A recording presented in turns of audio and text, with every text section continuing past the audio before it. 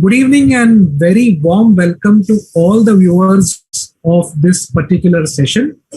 This is a special session being conducted by the Bombay Orthopedic Society on the occasion of Bone and Joint Week. Today being Bone and Joint Day, we are going to celebrate it by trying to understand about the financial health, not only for doctors, but for everybody.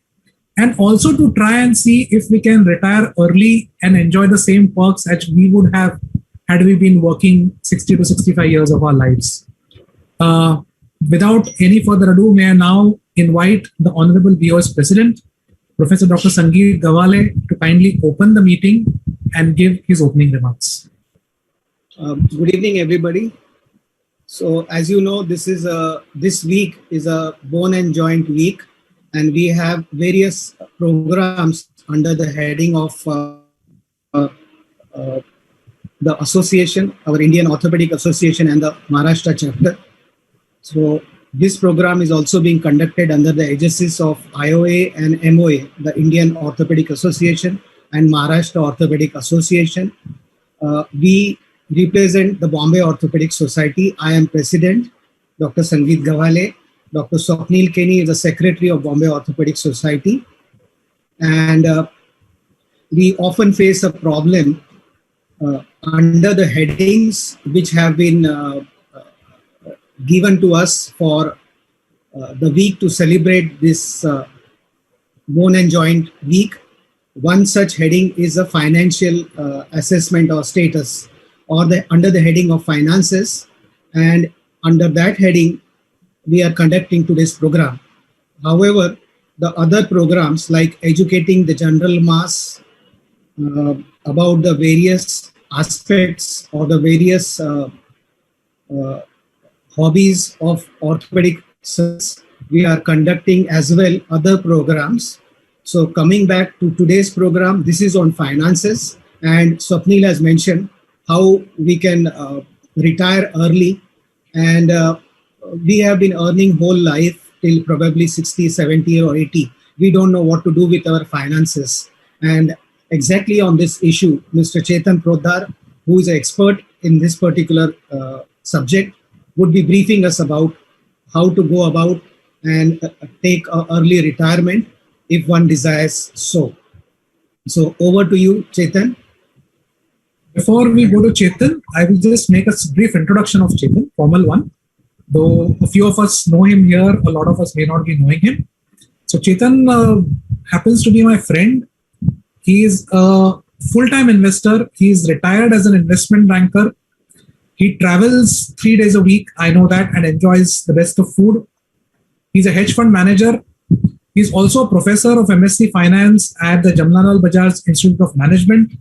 He's a senior trainer for Sharekhan, ICICI Direct, CPF and DSC. And he's the one who's actually structured the platforms of ICICI Direct and Sharekhan. So without any further ado, may I now get and invite our guest for today, Mr. Chetan Prodhar, to kindly speak to us about and give his ideas about how to retire early the way he did. Over to you, Chetan. Thank you for your warm introduction. Thank you all. It's a privilege to be speaking here in front of such bright people. So I'm going to try my best to do whatever I can. Also, finance being a little bit of a tricky subject, I'm going to try to make it as simple as possible. So I'm not going to speak in finance, I'm going to speak in English, right? Also,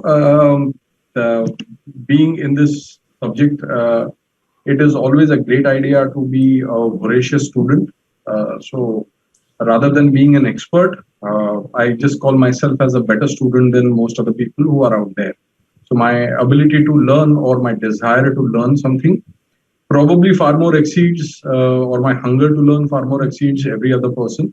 And hence probably I am where I am today. So I'm just going to try to make this session as easy as possible, considering that most of the people are not in finance, and this topic is going to be about personal finance. So we are not talking about the technical finance, we're going to be talking more about the personal finance. So I'm going to make it easy, I'm going to make it simple, I'm going to make it where everybody will be able to catch it and take home something to work on. So there's going to be a lot of mental work which is going to happen.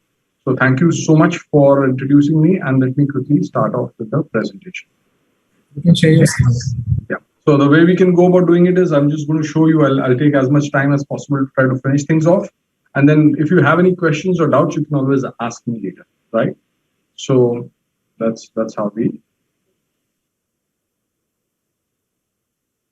So it's called FIRE, Financial Literacy and Retire Early. Two parts. First is the financial literacy part. Second is retire early. If you don't get that first part right, you don't get the second part right. That's how simple it is, right? Most of us get told how to earn money, but very few of us are actually taught how to spend money or what to do with the money. And the difference between you having an absolutely awesome life and a life where you struggle is usually financial literacy, right? And I have spent years and years together trying to learn this. So that's why it's called FIRE, Financial Literacy. I also run a program called FIRE. So it's called Financial Literacy and Retire Early. It's been going on for a year now. So Bombay Orthopedic Society, born and joined day. I'm Chetan Poddar, and today is the 4th of August, right? So I'm just going to make a small request. I know there are very, very intelligent people in this forum. There are very, very successful people in this forum. And I wish to give a small request. And the request is that today I'm going to talk about a lot of new concepts. So these concepts you might know, you might not know, but a lot of these concepts are new concepts. Generally, I speak about concepts which are groundbreaking. So today I am going to talk about some new concepts. So I request you to allow yourself to learn something new today. So you might know these concepts, you might not know these concepts. And if you don't know these concepts, please give yourself that permission today to learn something new so that you can take it back home with you. And that has to be for your own benefit. So you're not learning it for my benefit, but for your own benefit. Yeah. So please give yourself that permission. Some of the concepts might challenge you intellectually. Okay. But give them a chance, right? For your own benefit. So let's quickly start.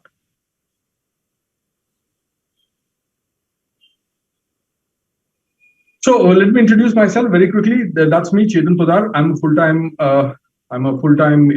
father. So I'm not a full-time investor, but I'm a full-time father in the sense that I spend about 18 hours a day with my children on a daily basis, including we work together, we sleep together, we are all together all the time. And it's by choice. Okay, so it's the choice that I made that I wanted to be a full-time father. I'm retired and I'm a traveler. So when I say that I'm a traveler, it means that till COVID hit hit all of us, I used to travel for 3 months a year. So mostly what we used to do is we used to go to pick up any country and place ourselves in the country for a month. And we used to do that. So 2018, I was out for about 4 months internationally. 2017, I was out for almost 2.5, 3 months, and so on and so forth. So I am a traveler. I have the liberty and I get that privilege that I can take off for as long as I want to.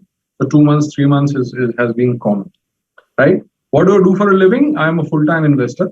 Okay, I'm a hedge fund manager. Again, that's by choice, not because I need to make money out of it, but because I enjoy doing it. I have been an ex-investment banker. My last job internationally I was heading about 7 countries based out of Singapore. I used to be working as an investment banker, traveling around the world and dealing with the super HNI clients, which means the clients which are more than $2 million each. So that's the kind of clientele I used to manage. That was about 11 years back. I used to head about 7 countries or business of 7 countries. Okay. Now I'm a professor of JBIM, Jamnawal Bajaj Institute of Management.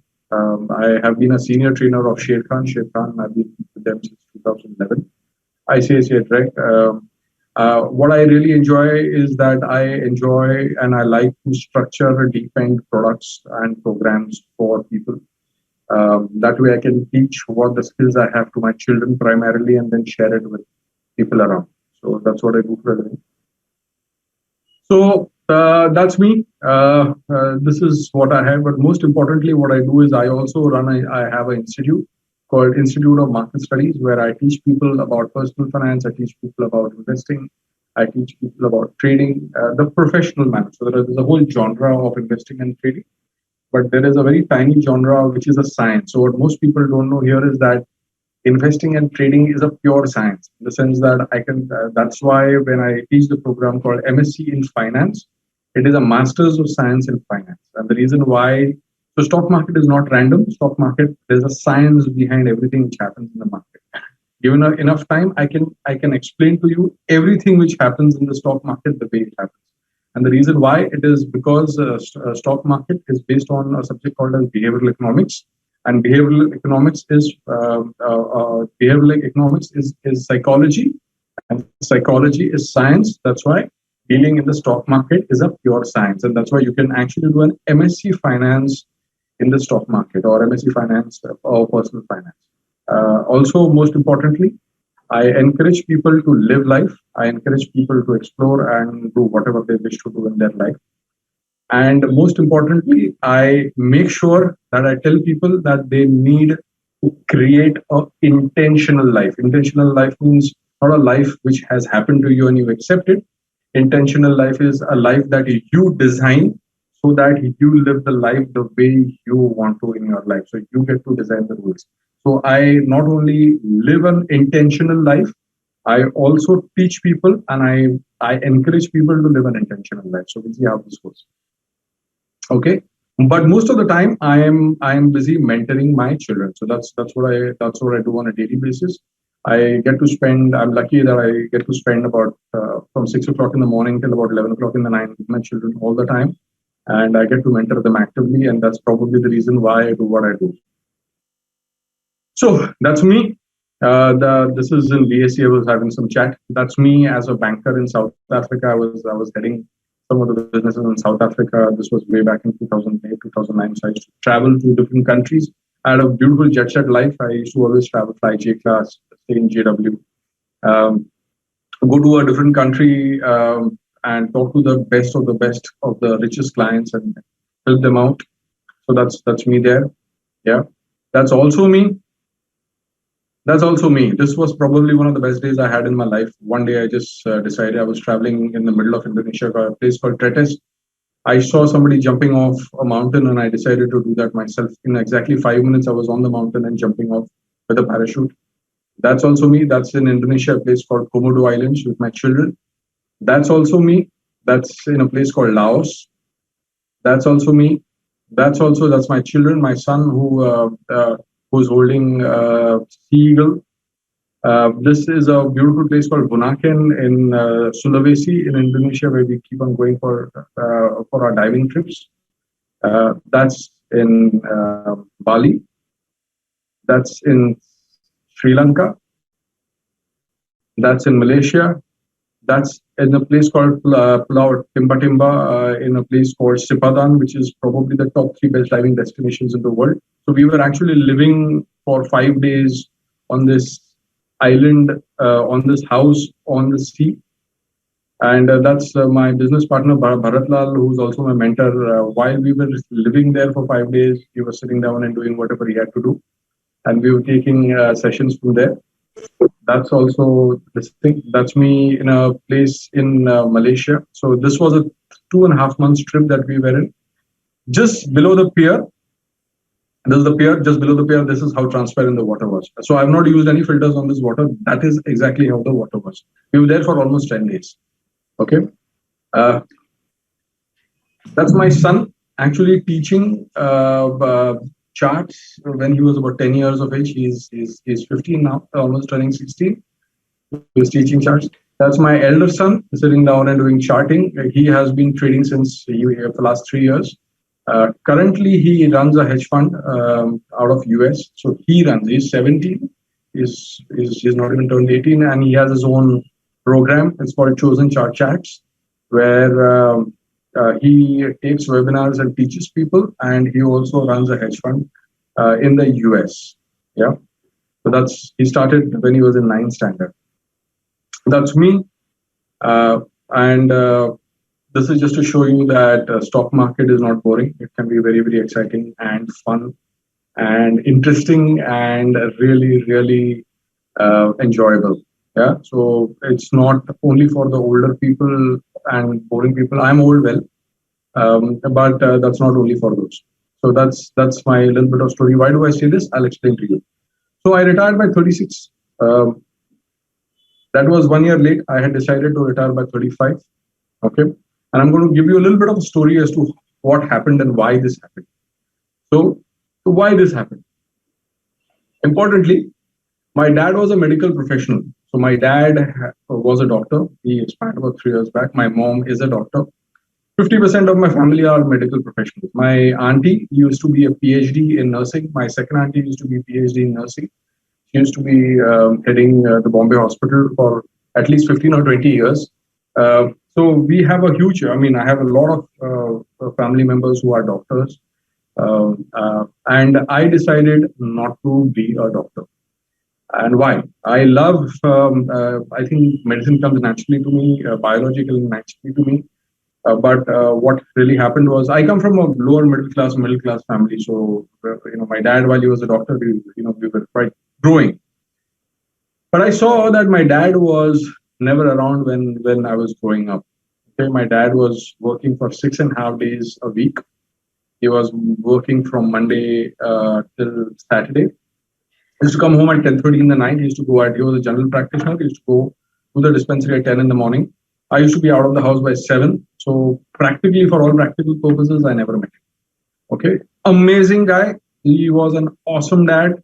But unfortunately for me, I could never get to spend time with him. And that is when I decided that, you know what? I'm not going to do to my children what my dad did to me without intention. So he was an amazing guy, but he just did not, he was too busy trying to make a living for all of us. So that was the reason why I decided I don't want to be a doctor. And hence, when Swapnil asked me to speak, I thought, yeah, this is something very close to my heart. I'll give you another second part of the story is Ketan Parekh. I don't know whether everybody knows of Ketan Parekh or not, but Ketan Parekh was a protege of Harshad Mehta. And the reason why I decided to retire at the age of 35 is because I met Ketan Parekh accidentally.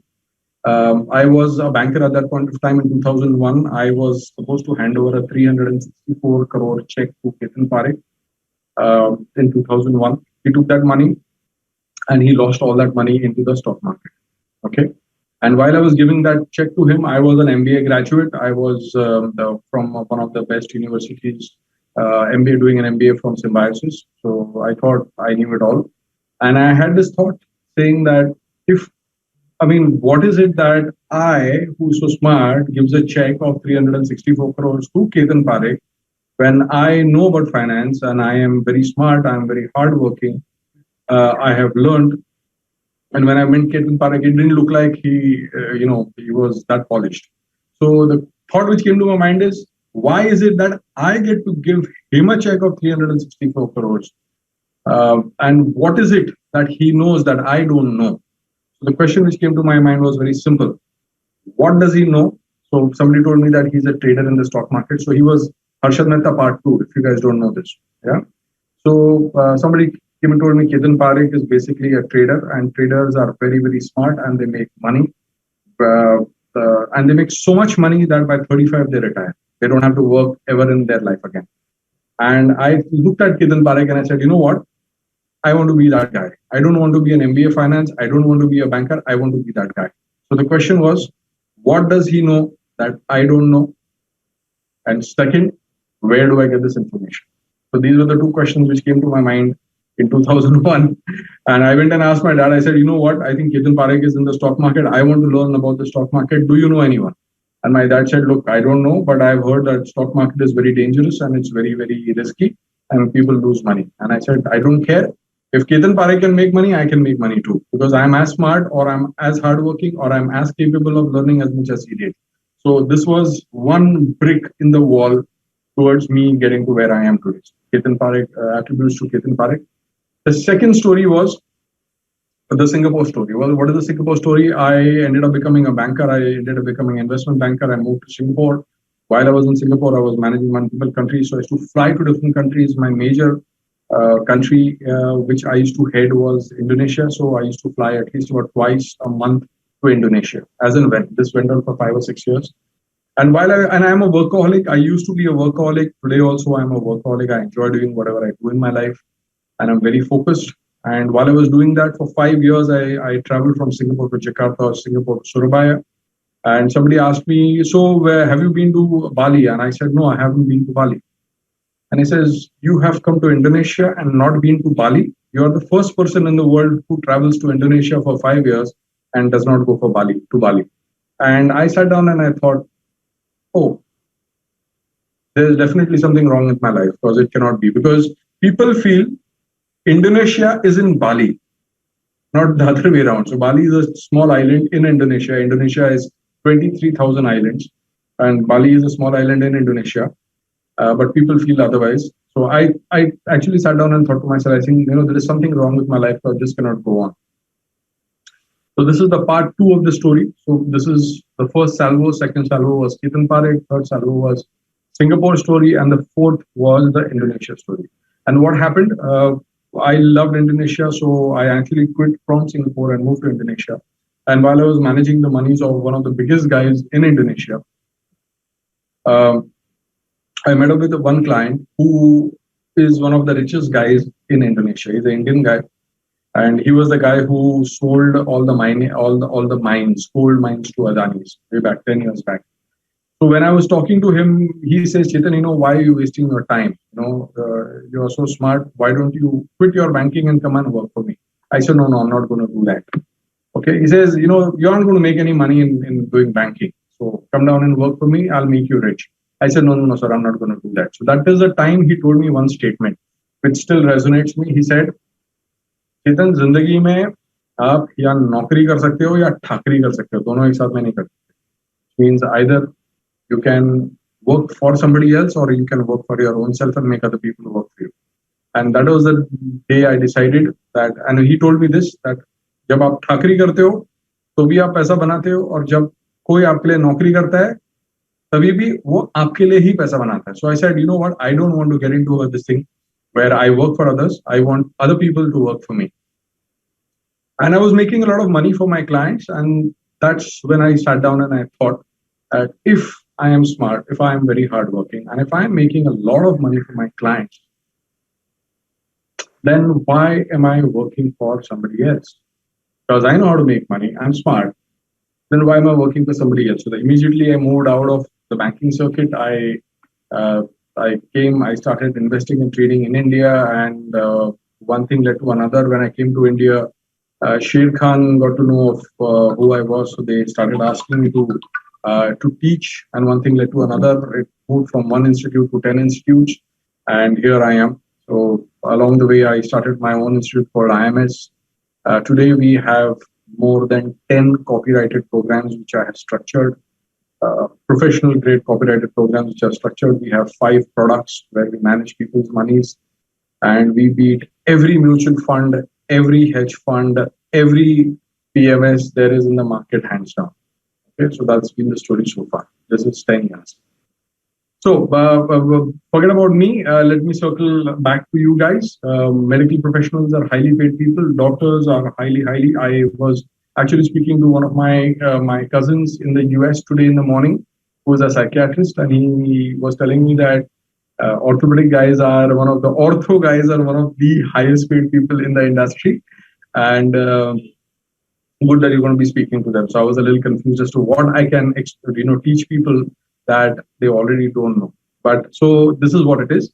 So you guys are highly paid, but what you guys lack, or what I've understood so far, is you guys lack time and freedom. Okay. So the question is, what is that we actually need? Do we require the money, or do you require the time and freedom? And I guess all of us, once the money part is taken care of, we all are basically bothered toward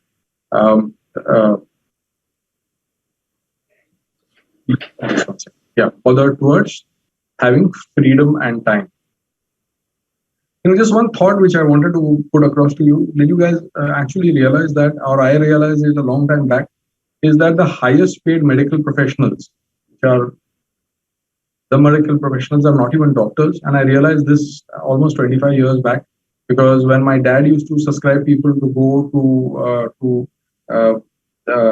for their test and all that, all the test centers and all the centers like pathological labs were usually owned by a Marwadi or a Gujarati and businessmen. And that is the time it occurred to me that if I want to be in the medical profession, then I really don't need to be a doctor. So today, as we speak, probably the most richest guy who is a medical professional or in the business of medical profession is Mukesh Ambani, because he owns all the hospitals, right? Something which you guys need to be thinking about, right? So what is retire early? So when I talk about retire early, what does retire early really mean? Retire early simply means you can do what you want when you want. That's the definition. Okay. You have the freedom to do what you want and when you want to do it. And every decision is a financial decision. So it all starts with taking a decision, doing what you want when you want.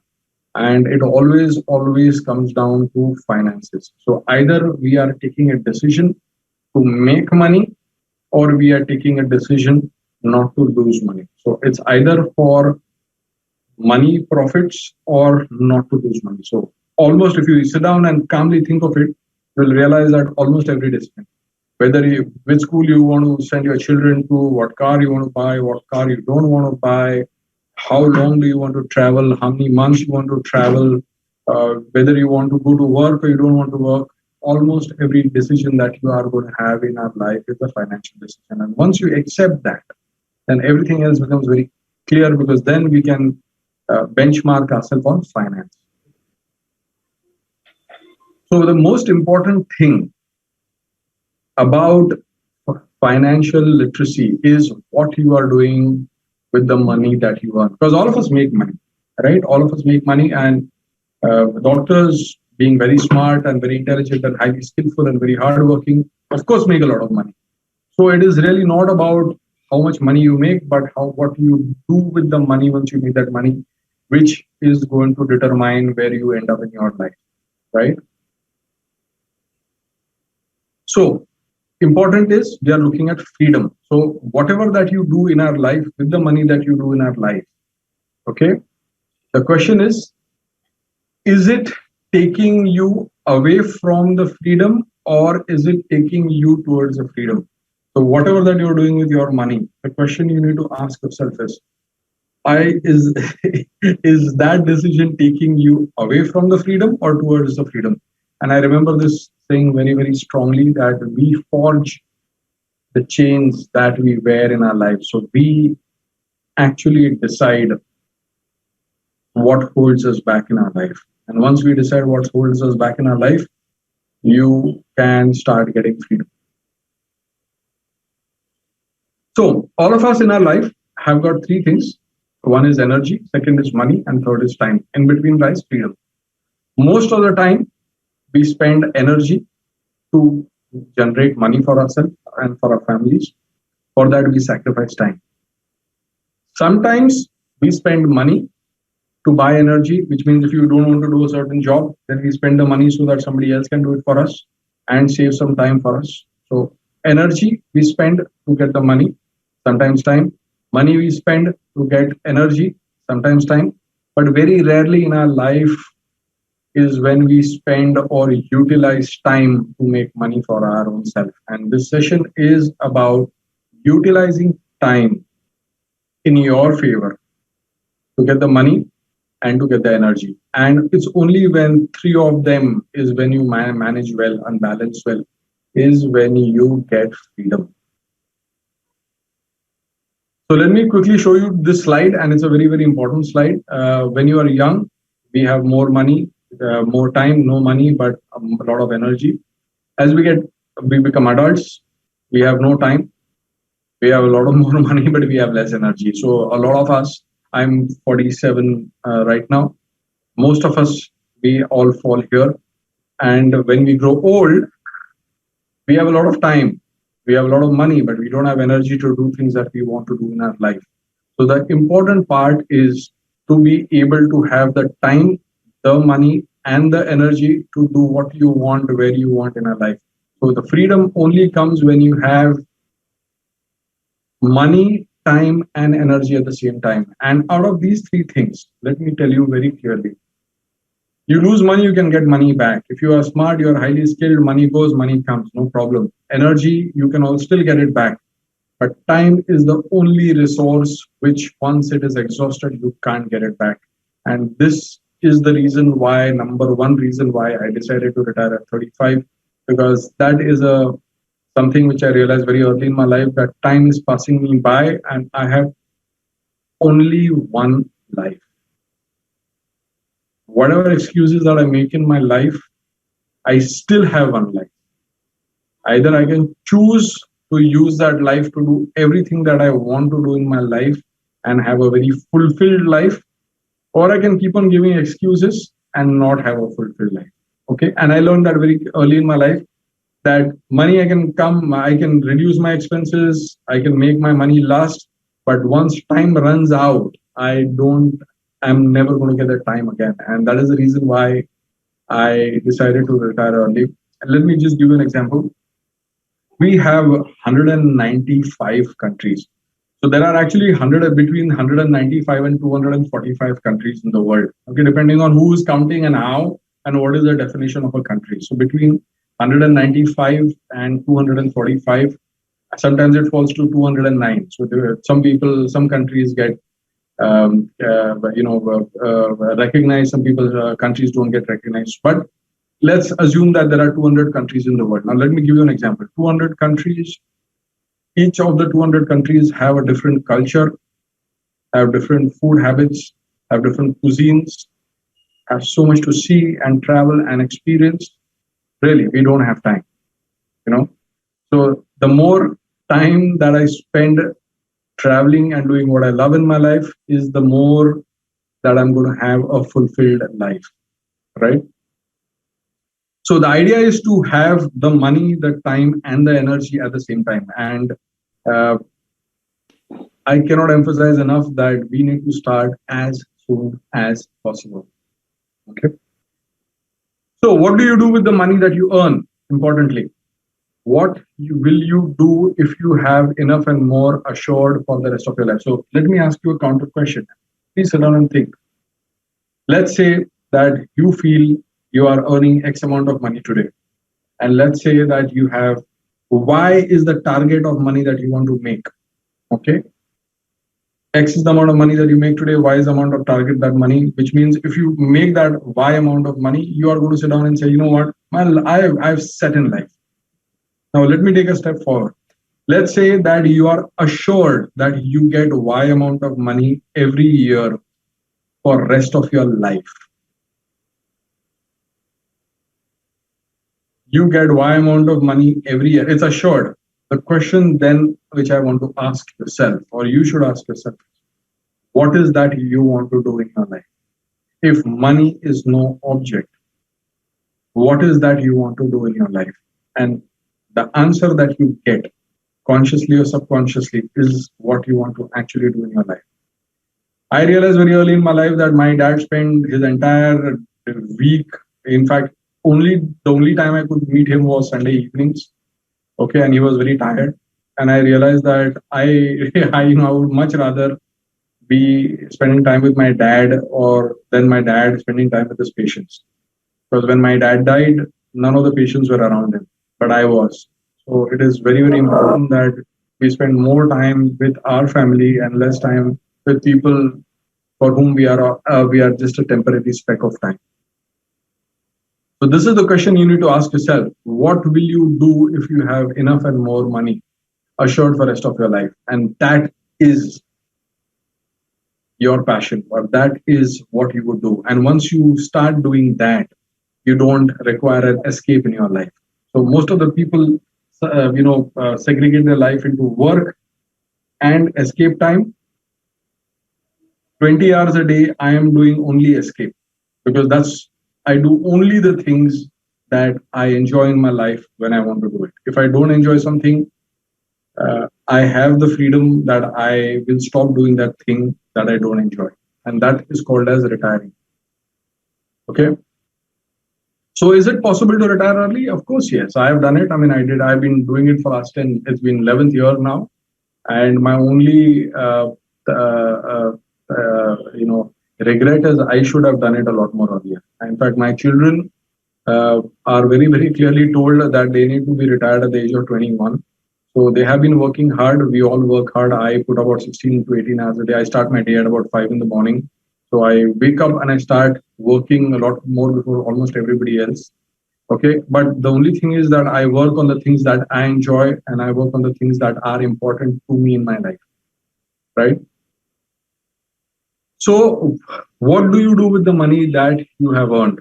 So the moment you start becoming rich in India, the moment you start making more money in India, first thing we do is we buy ourselves a big car or a bigger car, or you buy ourselves a bigger house, we buy a lot of gold, diamonds, mutual funds, SIPs, and stocks. So these are the things that we end up buying, apart from spending a lot of money and consuming a lot of money, right? So these are the hierarchies. So the moment you buy yourself a big car and a big house, everybody looks at you or your neighbors or your family looks at you and say, oh my God, he must be doing well. He's very, very successful in life. But the question you need to ask yourself is all this taking you towards where you want to go in life or taking you away from where you want to go in life? So let me explain to you. Let me give you a little bit of a contrast. When you buy yourself a car, let's say you buy a car worth 50 lakhs. Let's say you buy yourself a C-class. Okay. Now the cost of the car is not 50 lakhs. Okay. The car, you are going to buy it on loan. So now there are two school of thoughts. One is that I'm going to pay you cash of 50 lakh rupees and or I will take a loan. So one way of thinking is, I make so much money, I can pay 50 lakh rupees in cash. That is the worst financial decision you can make because that 50 lakh rupees is gone. You could have used that money to get more money for yourself.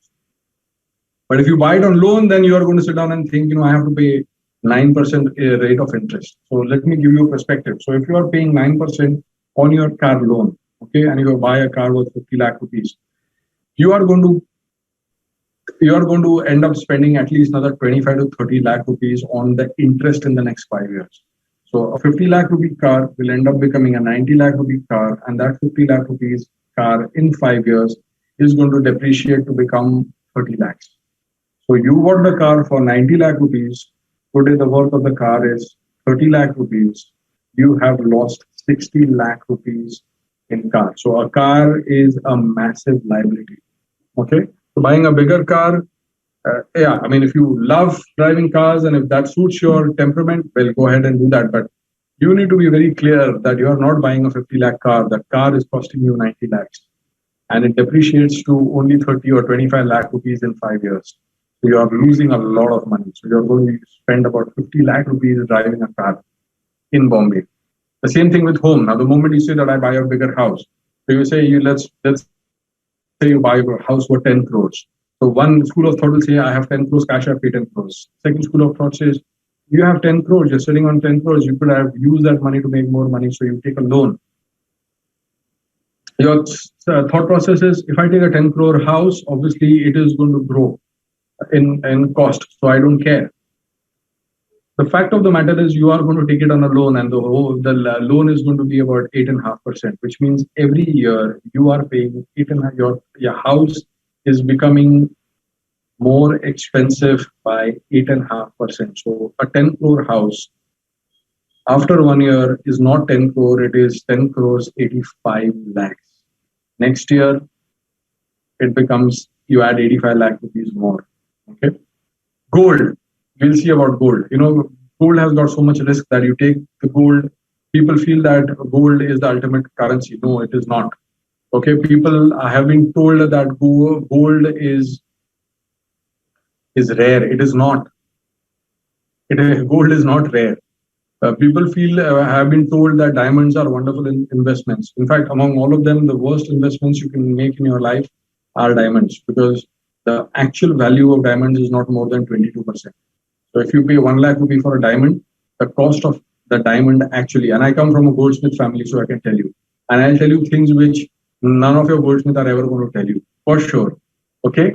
You buy a diamond over 1 lakh rupees, the cost is not more than 22,000 rupees. That's how the standards are. If you get a good quality diamond in the first place. Okay. Mutual funds will give you about the index for last 10 years. The index, that's called the Nifty, for last 10 years has given a return of somewhere between 12 to 14%. If you invest into mutual funds, you'll get about 15 to 17%. SIPs will be about 17, 18%. But I have been in the finance industry since 1997. I'm yet to meet a person who has become rich by mutual funds or SIPs. While all the mutual funds are selling you SIPs and mutual funds, I'm yet to meet a person who has said, you know what, I have really become very, very rich by mutual funds and SIPs. So there has to be a reason why the mutual fund companies are so interested in selling you mutual funds. Ask yourself, why would somebody be so interested in selling you mutual funds? Finally, stocks. But I definitely know a lot of people who have become extremely rich with stocks. And I will explain to you the reason why this is. All right. So where you spend is what is going to take you. So what do you do with the money earned? Indian context again. Is this all that you spend on? The question is very simple. Taking you towards or away from the financial freedom or freedom that you so badly seek. And if you are not seeking freedom, then you might want to think a little bit more deeper, because we all want freedom. You don't want to go to work, you want to take an off. So does that mean that you guys being doctors don't have to stop practicing? No, that's not it. You want to practice, that's your choice. You want to go and work for 18 hours a day, that's your choice, but that's a choice that you make. That's not something which is a compulsion, is what I'm talking about. So once you have the money, then you get to decide whether you want to spend it with your family traveling, whether you want to spend it with your family sitting down and watching movies, or whether you want to be spending with a patient that you have. That's the choice that you get to make. So money is really an option. So if you ask me what is money, money is an option which you have in your life. It gives you multiple options. It gives you multiple choices. That's the power of money. So let's go forward. So assets. So if you want to become, financially free, or if you want to retire, there are three things which you need to remember in your life. And these three things are assets, liabilities, and cash flows. So what's an asset? Okay. Asset, the simplest definition of asset is anything which puts money in your pocket is an asset. Simple. If you can remember this, that's it. What is a liability? Anything which takes money out of your pocket is a liability. So next time onwards, so is car an asset? No, it's a liability because it takes money out of it. Is your house a liability? If you stay in that house, then it's a consumable. But if you are buying houses, or if you're buying 10 houses, then it's a liability because it's only taking money out of you. And most importantly, liability will drain your cash flow. Assets should increase your cash flow. Okay, so liabilities will drain your cash flow. Assets should increase your cash flow. Now, a lot of times what we Indians do is we buy real estate. Okay. And so when we buy real estate, we, in our parlance, we call it asset heavy, poor on cash flow. Because you might have a 20 crore house, but if you don't have a cash flow or liquid money, it's of no use. Because you can't do anything with the house that you have. So let me show this to you in this manner. So these are the three things: asset, liabilities, and cash flows. Okay. Let me also explain this. Some of you might know of this, some of you might not know of this, but anyway, hear me out. There are four boxes which I've created. One is called as income, second is called expense, one is asset, and second is called liability. Income, expense, asset, and liability. Generally, for most people, money comes in as income, goes out as an expense. Very simple. Money comes in as income, goes out. Most of the poorer class people or middle class people subscribe to this model. Money comes in, goes out. That's what most of the world runs on. Okay. The middle class or the upper middle class do it slightly different. The money comes in as income. They buy liabilities for themselves. Liabilities create expense for them, and the money goes out. So for middle class, lower middle class people, money comes in, expense goes out. They don't buy any liabilities because they can't afford it. But upper middle class people, they do it slightly differently. They are a little bit more smarter. Money comes in, they buy liabilities. After the money, liabilities create an expense for them, money goes out. None of the money stays in. But here's how the rich people would do it. Money comes in. The moment money comes in, you buy an asset, you take the asset makes more money for you. again it comes back and becomes an asset, again take that asset, makes more money for you, again comes back into an asset, you take that money from your asset, pay their expenses, it goes up. So ask yourself a question. Currently, where are you? Are you guys here? Are you guys here? Or are you guys here? Is it coming as income, going into an asset and going out as expenses, or where it is? Okay. And here's what I want to explain to you, the first concept which will change your life.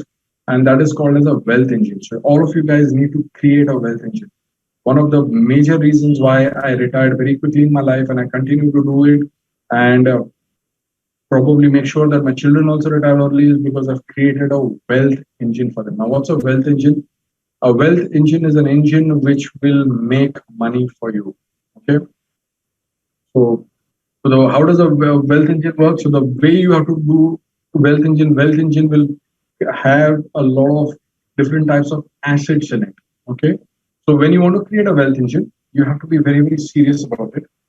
You have to put all your efforts. It has to be a primary source. So you have to grow your wealth engine to the level that it makes enough money as much as your primary source of income. So be merciless about your wealth engine, grow your wealth engine, add to your wealth engine, so that it assets pay for your expenses.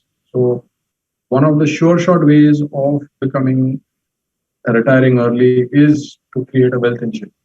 Okay. So ask yourself, is your personal finance looking like this or this? Where the income is small, but the assets have grown and the expenses hence are smaller and liabilities are even smaller, or your income is small, you have more expenses because the liabilities are large. So either you can be creating this, or you can create this. Let me tell you, I have spent my entire life creating something like this.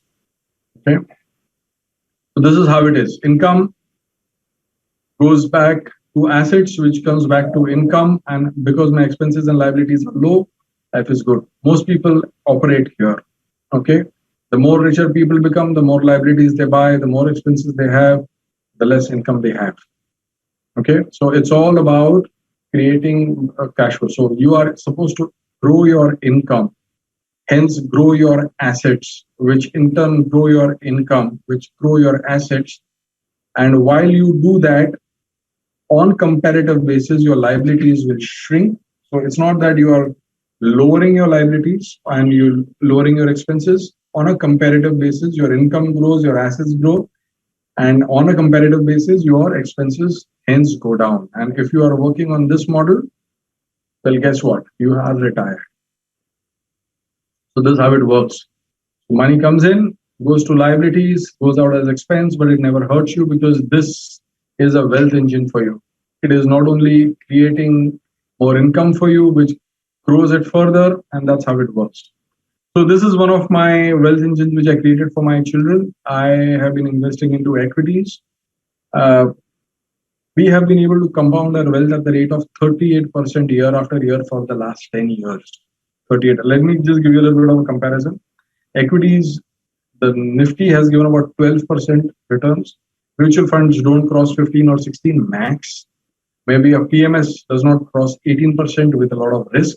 I've been able to compound my wealth at the rate of 38% year after year for the last 10 years. Okay. And more, probably. So that's so it all depends on the quality of the wealth engine that you have in your life. Okay.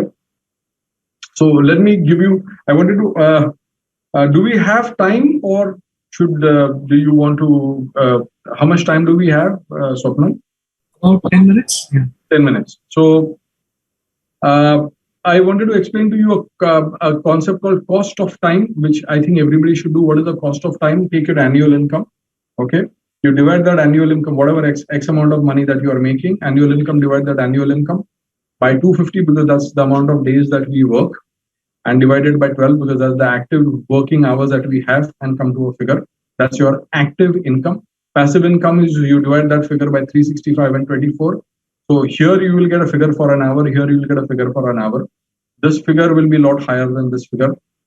The way you have to find out is you have to find out what is the passive income that you have. So if the passive income is say 10,000 rupees, okay, which means that that is the amount of money that you are going to make for the rest of your life without being able to work for it. So if you figure if that is a lot higher than your expenses, well, you are retired in as simple as that. Okay, I wish I could go a little bit more into this, but we are slightly short on time. So the idea is very simple. I'll give you another concept. It is called SSI, MSI, single source of income vis-a-vis multiple source of income. If you really want to retire early, you have to move from a single source of income to a multiple source of income, and that will change your game. And that's the only way you can retire early. So you have to move from an active income to a passive income.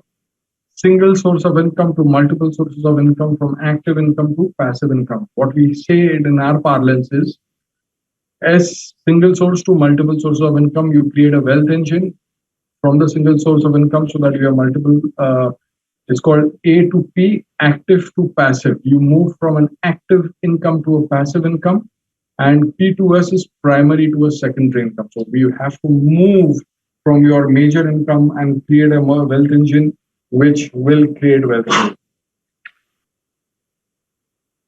So these are the 5 things that you need to remember: wealth engine, passive income, assets, liabilities, and cash flows. Okay. Again, real estate, gold, mutual funds, and equities. Now ask yourself, while you are sitting down and thinking about this, are these taking you towards your freedom or away from your freedom? Okay. Let me, so it is generally said that equities are for wealth around the world. Gold is for ornaments, insurance is for protection, fixed income is for regular income, and real estate is for your home. But in India, we slightly do it differently. Real estate is for regular income, insurance is for tax saving, gold is for creating wealth, and equities is for entertainment. And this is where we go wrong. So if you guys are here, you need to be moving here. Okay, so let me give you a little bit of a real estate, because a lot of you doctors must be buying a lot of real estate, and let me explain to you. Inflation in India is anywhere between 7 to 11%. If you are a lower middle class person, then the inflation is about 5.6. That's the government figures. But we are slightly a little bit more privileged class, so our inflation is between 7 to 11. So we don't travel by bus, or we don't you buy a phone. We don't buy the basic phone. We buy an expensive phone. So our expenses are a little bit different, and our inflation hits us slightly in a different manner. So realistic inflation is between 7 to 11%. Couple of figures I want to give you. When you buy real estate, you are paying 8.5% for your entire amount of money to buy the real estate. So the cost to you is 8.5%. Okay.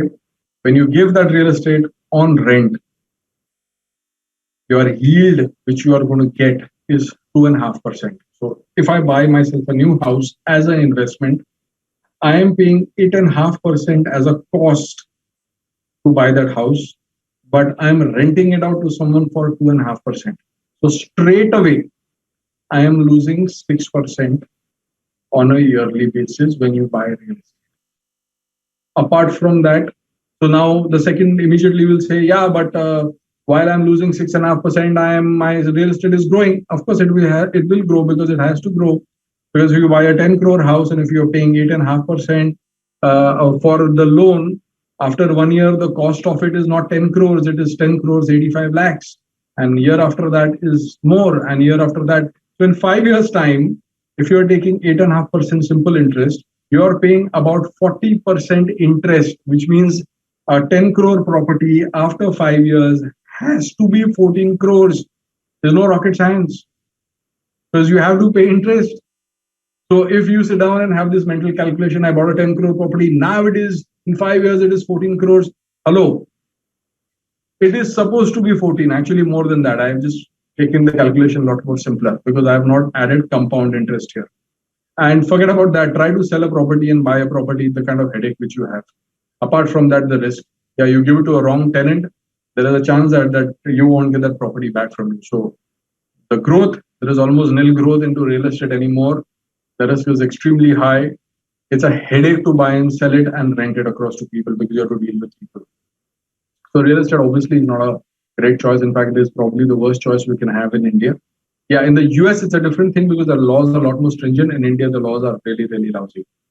Okay, so this is one of the reasons why it is holding you back and from becoming rich. Now, the question you need to ask yourself is, okay, is compound interest working for you or against you? If you are buying a real estate, then the compound interest is actually working against you. Okay, so is the compound interest working for you or for against you is a question. And if you get that answer, you will know the exact reason why you don't have an option of becoming rich earlier and retiring. So the best way to retire in your life is by making others work. Okay. And what did I mean by saying this? Very simple. It's stocks. So let me explain to you what stocks are in the simplest definition. Stocks are a share of a company. So let me put it in a very, very different manner. Okay. The best companies of India hire the best talent from IIMs and IITs working for them, give them a huge amount of target, make them work and grow their business. And all you have to do is select such companies so that the smartest people in the world work for the best companies and you just own that company.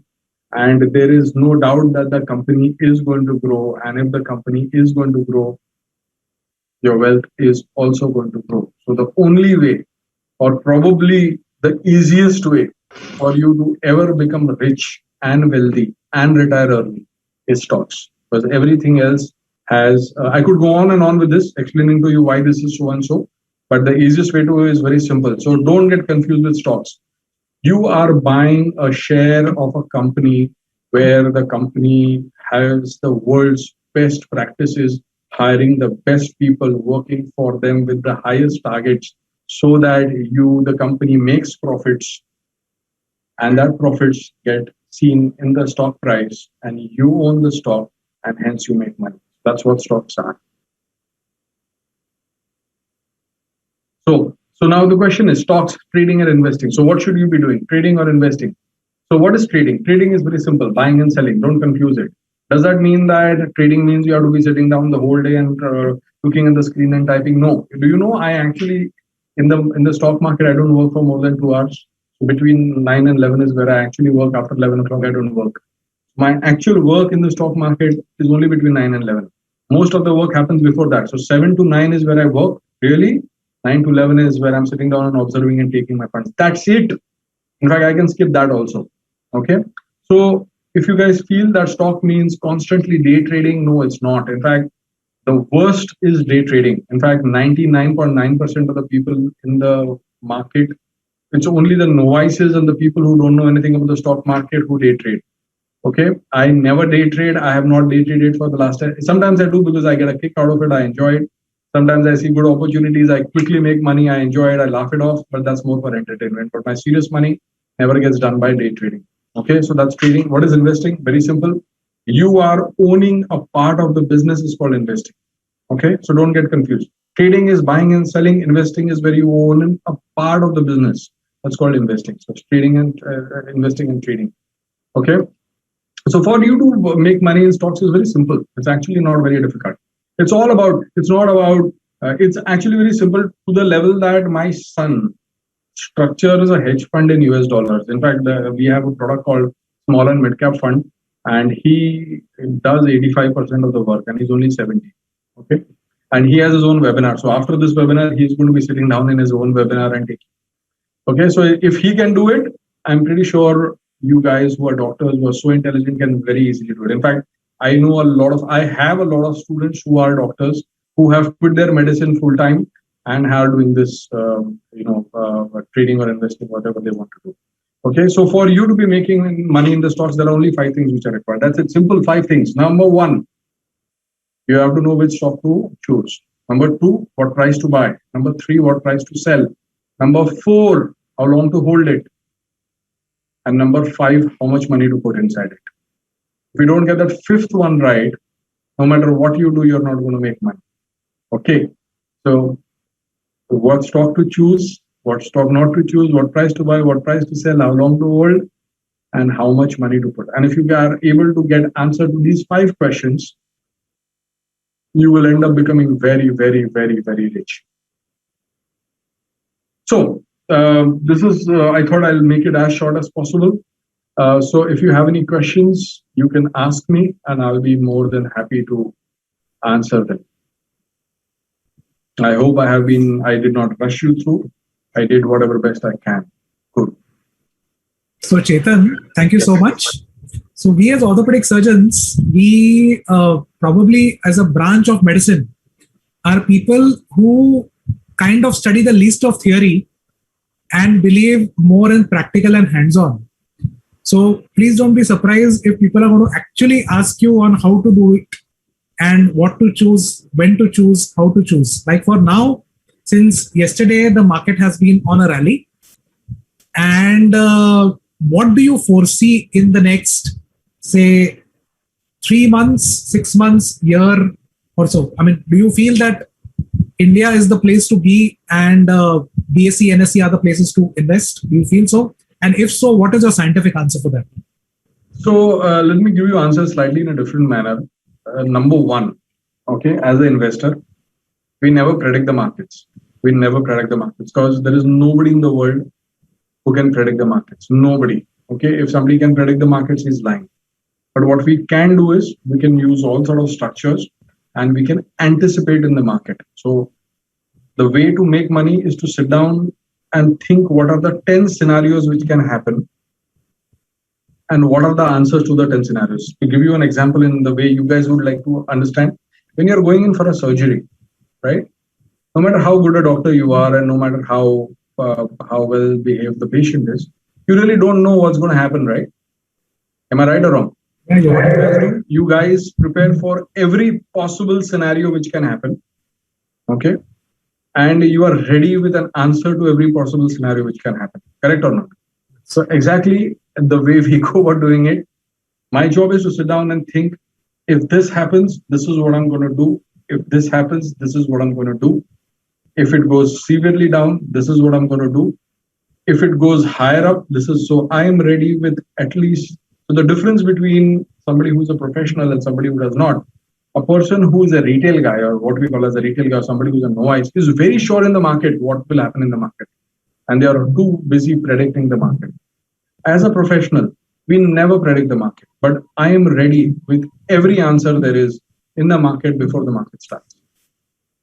Which means if the market goes up by 3 times, I know exactly what to do. I know what to buy. I know how much to hold. I know how to scale up. I know how to scale down. I know how to manage my risk. So it is not about where the market is going to go, but what I am capable of doing so that I can make money for myself. Did this answer make some sense? Yeah. That did. Having said that, if you ask me for the next 10 years, the Indian markets are going to be absolutely on a bullish phase. Okay. Well, there has been a severely bullish market for the last 1 year. Generally, what happens when the market starts going up like this is it starts going sideways for a period of time. And when it starts going sideways, that does not mean that you can't make money. That simply means that retail people can't make money, but we professionals still make money. Okay. You have to understand, when the market goes up does not mean the stocks go up, or the stocks go up sideways does not mean the market is going up. Because we are not buying the index, we are buying specific stocks. So there could be where the market is going sideways, and there could be 5 stocks which I choose, which could go up by 20%, and I could still make money. So it's all about choosing the right stocks. So are you understanding what I'm saying? Yes, definitely. Yeah. And as doctors, see, we can spend maximum of an hour and a half, looking at the stock market. We don't have more time than that. The timing of the stock market is fixed. It's 9:15 till about 3:30, if I'm not mistaken, right? Yep. So how do we maximize that 1 hour? Do we kind of go into blue chip companies? Do we go into small caps, mid caps, large caps? I mean, how do we kind of have what is an ideal portfolio for a doctor? So the way it is, the number one thing which will make money for you or make you lose money is your own self. You have to understand that there's a saying that the only person who can make money for you is your own self, and nobody else can do it for you. And if somebody else could make money, then he will not work for you. Let me say this again to you. The only person who can make money for you is your own self, and nobody else can do it for you. Because if somebody else could make money, he would not work for you. You understand? It basically means that you are responsible for your own money to be made. Okay. And the only way you can do that is by increasing your knowledge base or your skill set. That is the only way you can do it. Okay. So it is not about working between 9 o'clock and 3:30. It is what you do post 3:30 or post 7 o'clock in the evening that you guys do till you go down. So what I would very strongly suggest is increase your knowledge base, increase your skill set, increase your understanding. So when you are making money in the stock market as a professional, we always make money. So if you ask me if the market goes down, will I make money? 110% yes. There is no doubt about it. You know, whichever the way the market goes, I will make money. And that is why I showed you my graph of 10 years, not 1 year, 2 year. Last 1 year, everybody's been making money. You know, anybody can make money in a bull market. You don't require skills. I've been doing 38% per annum year after year for 10 years. In that 10 years, I've seen 5 bear markets. You understand? And I still made that kind of money. So there is a method to the madness. Now the question is, do you want to learn it? The question is, can you learn that and use it for yourself? And if you can learn that, because if I can learn it, you can learn it too, because I was not born with that information, right? So if I can learn it, you can learn it. If my children can learn it, you can learn it too. So if you ask me, the biggest thing that you can do for yourself is not between 9 and 3:30, is what you do post in the market, which will increase your skill sets and your knowledge base. Again, in that knowledge base, there is what the whole world does, which is goes to YouTube. Please understand, you can't make money in YouTube by watching YouTube or TV. Okay. Stock market is as serious as that. Okay. There is a lot of reading, there is a lot of studying, there is a lot of intellect, and that has to be done before the market, not during the market. All my decisions for tomorrow are going to be done tonight or tomorrow in the morning, before 9 o'clock, and not between 9 and 3. Slightly different answer from what you would get otherwise, because professionals do it slightly different. Does that make sense to you, Swapnil? Yeah, of course. Yeah. So, Sangeet sir, you have some questions? No, he has ignited the fire of 38% and 200 countries. That is all I can summarize your talk about. I'm glad, sir. So, I have not understood the difference between, that is a subtle difference between a trader and an investor. Can you elaborate? What do you mean by investor? Exactly. Yeah, I will. I was actually rushing through it because I thought I wanted to, sit on the time. I could do this session for next 5 hours also. So I could have really gone into the depth of it and gone and on, but I thought So a trader is somebody who's not bothered about what he's buying or selling. He's only buying and selling. Okay. So if you ask me honestly, like Swapnil asked me a question, tell me what to buy tomorrow and what to sell tomorrow. You're a trader, boss. Simple. Investor, you're not bothered about the prices. You're bothered about what business. So which means if I want to invest into Reliance Industries, I really want to invest into the underlying business of Reliance Industries, which is the geo or the oil. Or let's say, if I give you an example, if I say that I want to invest into the ice cream business, I want to be an investor into an ice cream business, then I need to know how does the ice cream business work. I need to know where to get the milk from, which is the best milk. How do you make the best ice cream? What are the different types of ice creams? How do you sell it? How do you market it? I need to know all that. You understand? So trader means I buy Lal Path Labs at 1100, sell it at 1300. I'm a trader. If I want to be an investor in Lal Path Labs, then I need to understand what does the Lal Path Lab do? What is its competition? What is the KRA? What are the strong points of it? Where? And then I want to choose Lal Path Labs because it is strong on a certain point, and I want to be a part of that business. So then I'm not interested in buying and selling so much. So if you are interested in the business of the company, any company. Let's say you want to make an ice cream, then you have to know everything about the business, which is called. So for you to be an investor, you'll have to basically read the balance sheet and the annual report and take some time to understand the business of single company. That's how an investor works. Trader is where I buy and I sell. That's it. So if you ask me, sir, ये सब छोड़ो, मेरे को बताओ कल क्या खरीदने का, you're a trader. Bottom line is this. So that's the difference.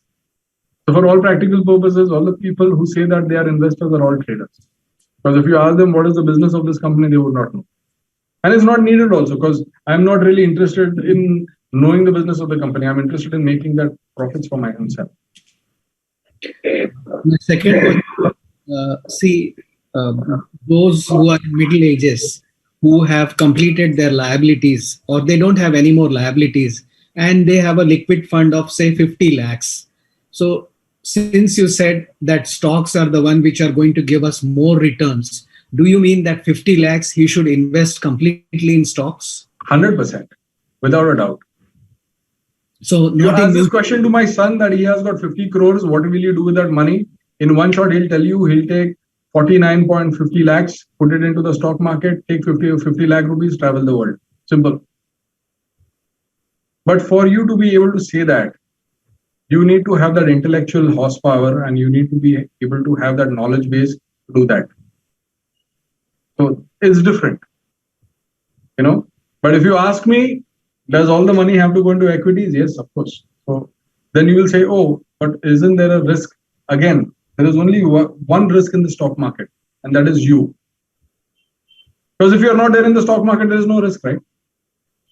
So the riskiest thing in the world for you is your own self. Because I am in the market for the last 10 years and I don't find any risk. I'm making money and I'll continue to make that kind of money for the next 20 years because I know exactly what I'm doing. So when the river is raging and the river is flowing and there is a storm, okay, if you are on the banks of the river, there is no risk to you. But if you fall in the river, that's when it is a risk, right? But if you know how to swim well and if you have all the equipment, then the risk gets mitigated, isn't it?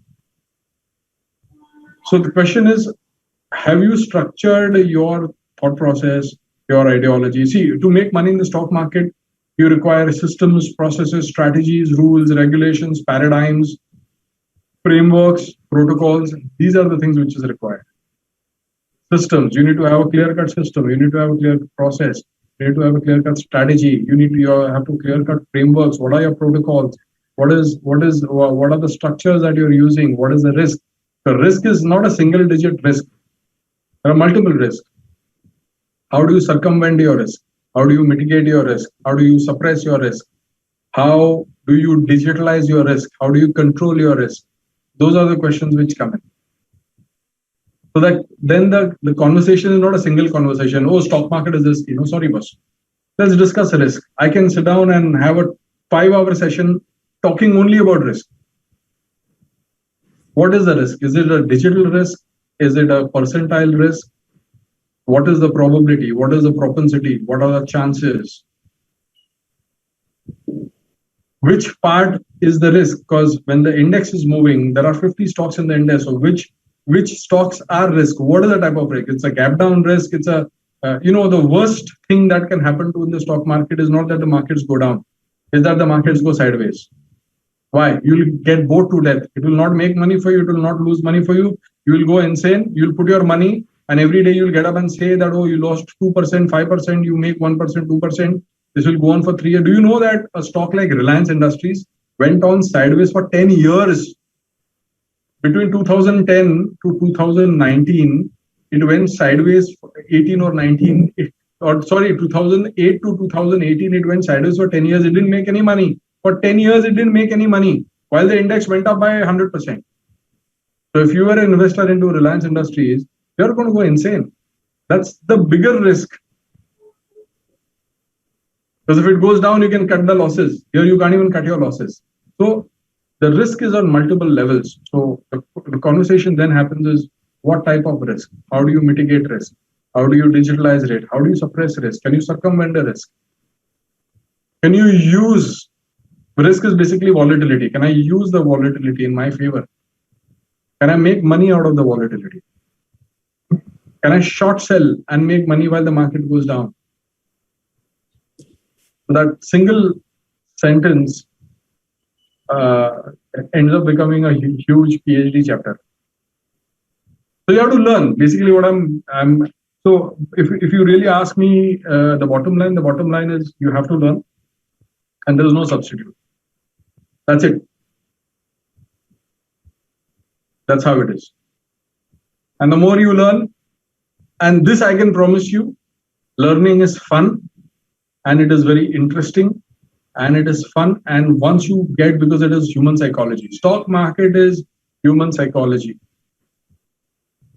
is behavioral finance, and behavioral finance is human behavior, which is psychology, and it is a science.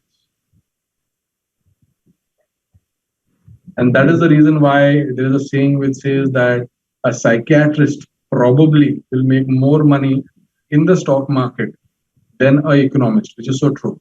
Because economists will keep on saying, oh, last 1 year we've been hearing, right? Okay, last one year that we've been shut down on COVID. That, oh, the economy is not doing well, and the markets have rallied. So what happened to the economists? Nothing. They didn't make any money. What happened to a person like me? I'm sitting at home and making money, every day.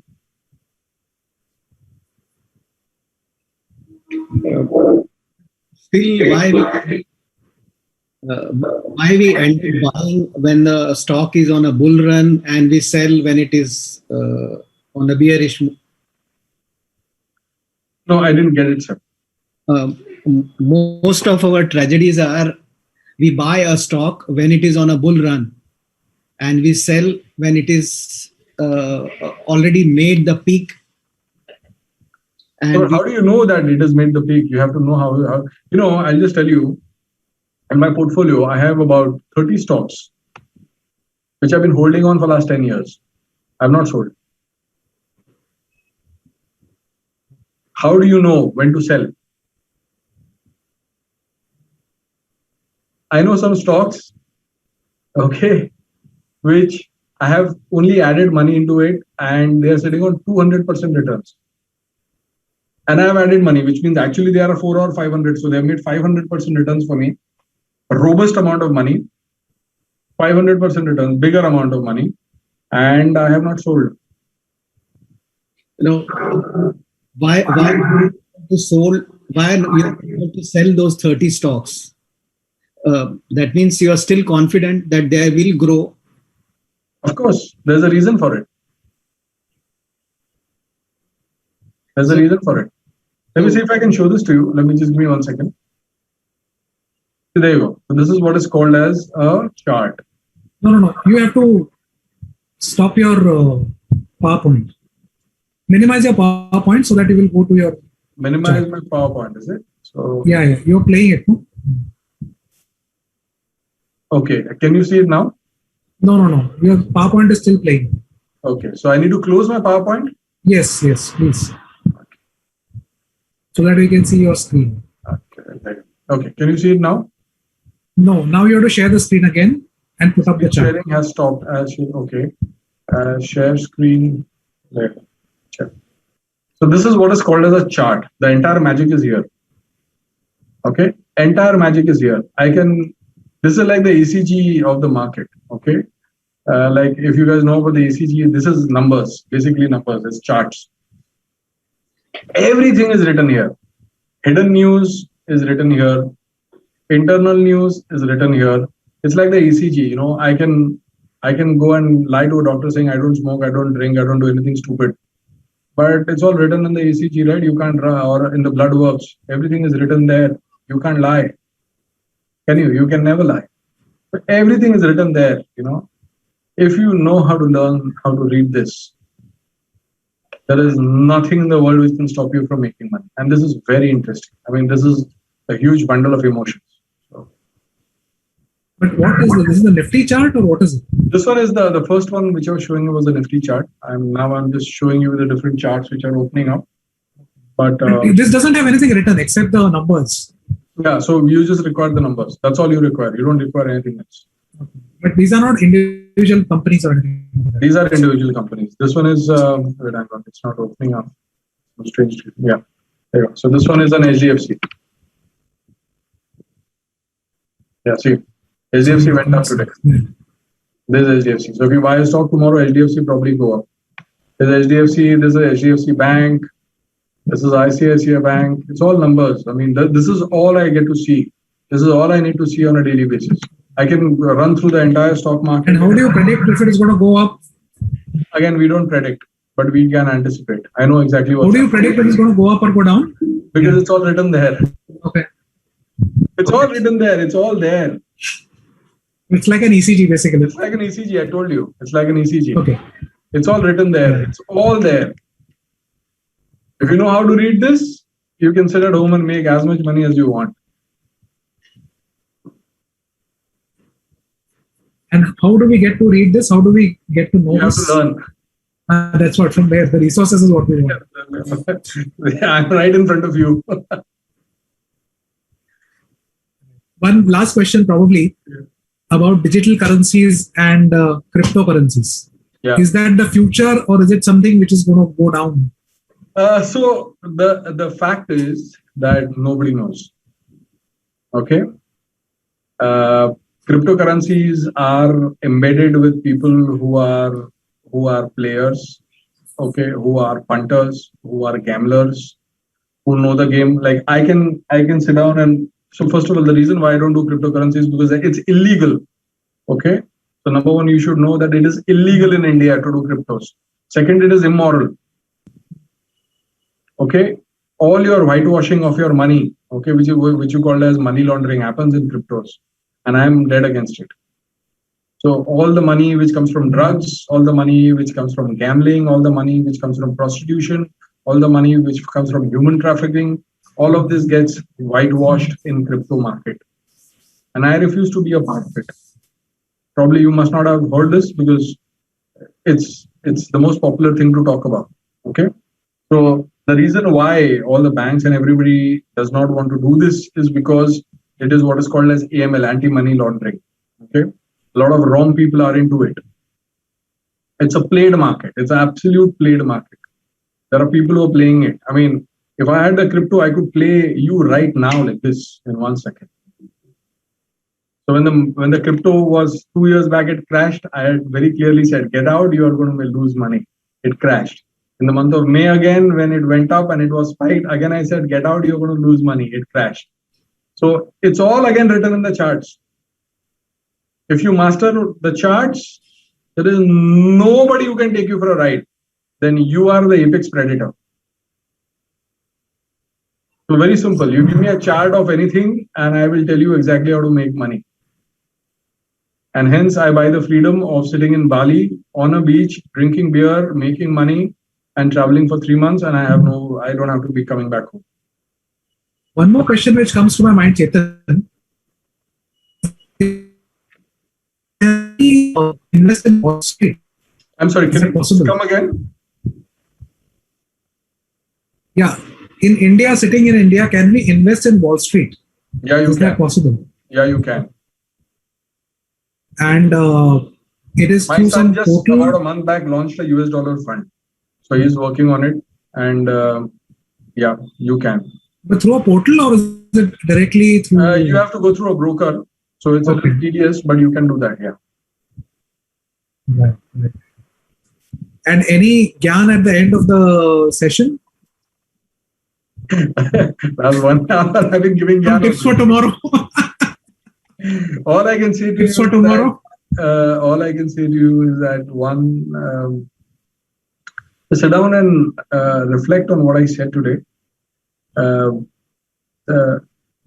It would make a lot of sense. I have been a part of a family who comes from medicine. Who I've seen not having time, and I've seen not having time for your family, how devastating it is.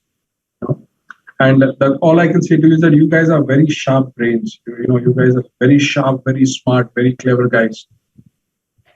I mean, imagine if you are able to use this for making money. If the whole world is able to make money, then what is the reason why that you can't use your intelligence to make money for your own self?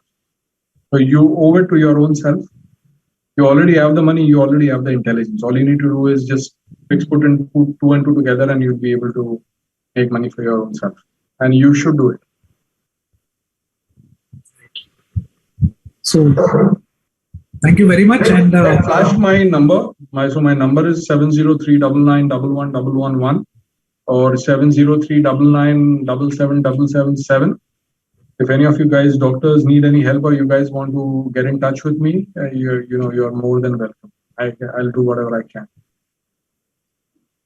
Thank you, Chetan. Sir, closing remarks. Over to Dr. Kavale. Chetan, excellent. We'll have you again in one of the another webinars in coming months, and so that you can give us more knowledge, you can share more knowledge, which will be helpful to all our members. Thank you so much. We also thank the two webmasters who have been effortlessly working on the functioning of this webinar, Dr. Agnivesh Tiku and Dr. Kshitish Chaudhary. Thank you all. So thank you so much. My pleasure. Recording stopped.